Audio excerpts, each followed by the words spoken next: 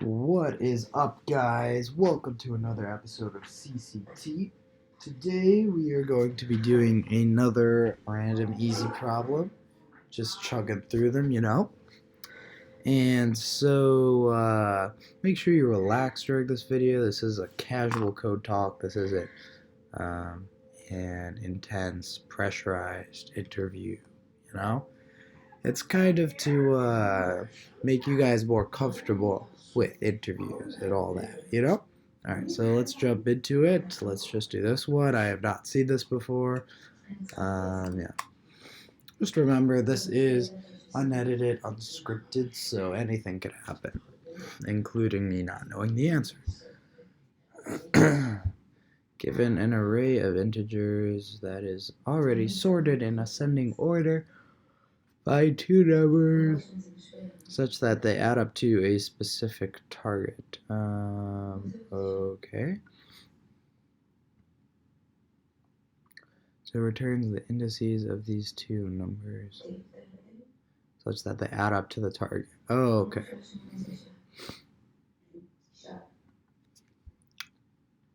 So we're fighting two numbers. So for example, here we had a target 9, and we outputted 1 and 2. So this is 1-based indexing. I see. This is 1-based index. Why do I feel like I've done this before? Okay. Anyway, review is good. Review is good, So,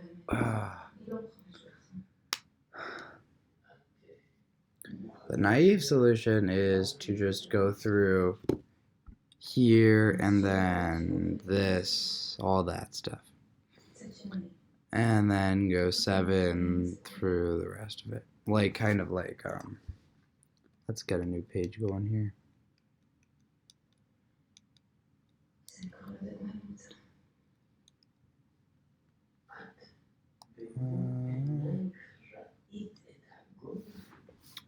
What color should we use? Let's use a good red.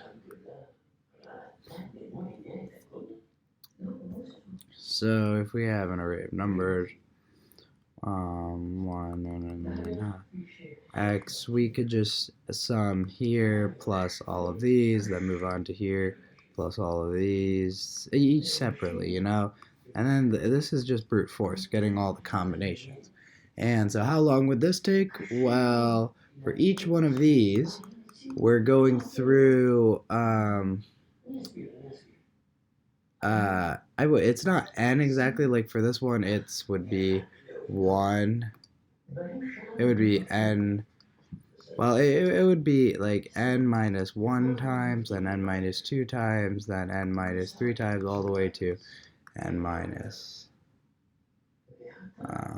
n times, right? And so when we sum all of these up, you get like n squared, about O of n squared. I mean, there's like factors here also. But yeah, so this is terrible. This is not good complexity. We have not even used the fact that this is in ascending order, right? That could definitely make our type complexity a lot better. So what we can do is, let's see. Let's say we start off on opposite sides here, and we see if it's too big, then we go down here, and if it's too large, we go up. Will this work? No, it won't, because we could skip. We could skip what we, right? We can skip. So I'm saying, like, if we had 2, 7, 11, 15, let's see if it.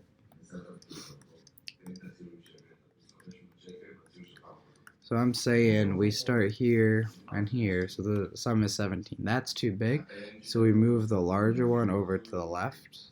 So now pointing here, and that's still too big, so it moves here, and then it works. I feel like that doesn't always work. Like, wait. What if it doesn't exist? Then what do we return?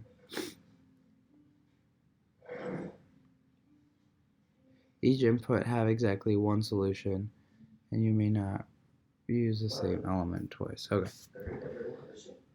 Okay, so let's see if this worked for maybe 13. It would go here, and then that 17 too big, move over. Yeah, that does work. What about... Huh, maybe it does work. I feel like there's some case that it doesn't. Like...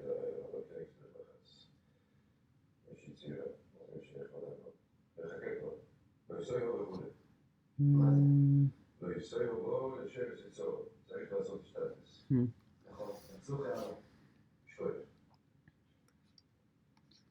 One, two. Let's try like this. So we're looking for, let's say, 20. We're looking for 20. So like that's too big, that it moves over. So then we're at 1 at 18. That's too small, that it moves. Okay, maybe it does work. I mean, I can't actually think of an edge case. So let's say int low gets 0 and int high gets target. No. Numbers dot size -1. While low is less than high.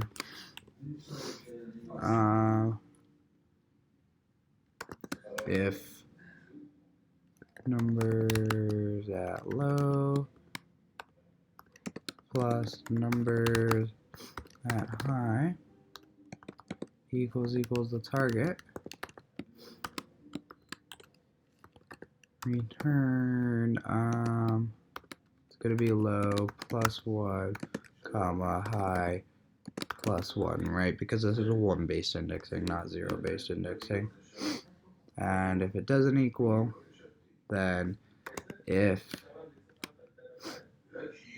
how about I, instead of writing this so many times,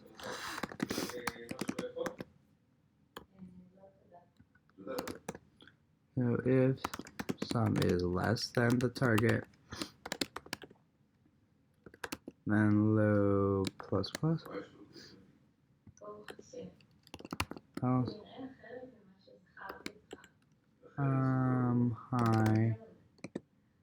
-5. So this is if it's too big, then the high takes a step down.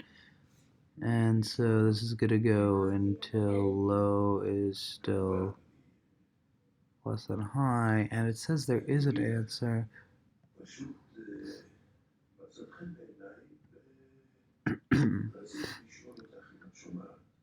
Okay. So I don't really know what to return here. Like return, it should, like, let's just say negative. Alright, let's give this guy a spin. Does this address the edge case? So when there's no number,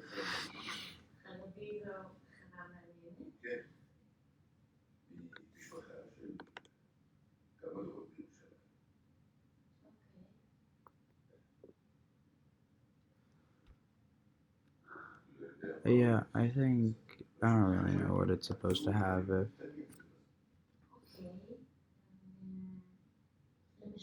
I should have ran it first. Oh, nice. It did it. I don't think it ever gets you, though. I'm gonna just erase that, because I mean, I kind of know it never gets there, because I just put these two in randomly. Because it's guaranteed that there is something. So, yeah, that was it. So, I guess that is a valid way to do it, as long as you know the answer is in it. Well, I guess it's fine if it's not, because then here, this would just be if it's not, then you can do whatever you want. But, okay, I actually want to kind of fully convince myself that this strategy works, because I kind of just said it, and then I'm like, not so sure about that. So, let's see. One. just do 1, 2, 9, 11, 20, 100 or something. So let's say you're searching for like 20 or something. So then here, that's too big, so it goes down here. That's too big, so it goes down here. That's too big, so it's going to, right, because, okay, so you know that it can't use any of these, because when summed with the lowest number, like this is the way to think of it, it can't use 131 or 20, because when summed with the smallest number in the list, it makes, it can make the minimum of 101, 32, and 21, respectively. So we know so far that these three elements can't be included. So then it goes to here, and that's 11. And we're going to stick here, because now the sum is 12. So now we know it's possible, but not exactly. Is it required that we? No, it's not required that we use 11. Right, because give me an example when it's not. So, oh yeah. Let's call this 8. Let's actually be looking for 17, okay? So, we finally get to 12, right? And so that's okay. So now we're going to move up. We need this to be bigger, because now we're kind of asking the question, the most one could be without going over 17 is summed to 12 for now. So we need to go to so let me repeat that. Using 1, the most we can get without going over a limit of 17 is 1 plus 11, which is 12.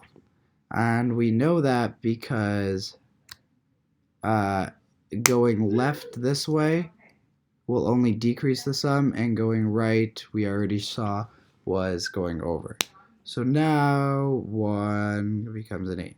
And now 8 plus 11 is 19, and that goes over. So the question now is, we know that the